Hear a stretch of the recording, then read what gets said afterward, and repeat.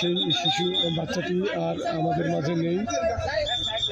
কাঙ্ক্ষিতভাবে একটি ঘটনা, আল্লাহ তাআলা তাকে কবুল করুক, বেহেশতবাসী করুক। সকলে দোয়া করবেন তাকে যাতে বেহেশতবাসী করো। সে মৃত অবস্থায় তাকে কারো স্বাস্থ্য কমপ্লেক্সে নিয়ে আসা হয়। তাকে মৃত অবস্থায় কারো স্বাস্থ্য কমপ্লেক্সে নিয়ে আসা হয়। 9:40 ডাক্তার মৃত ঘোষণা। কি বলবো ভাই, বলার আর ভাষা নেই।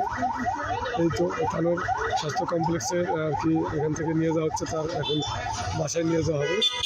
দেখতে পাচ্ছেন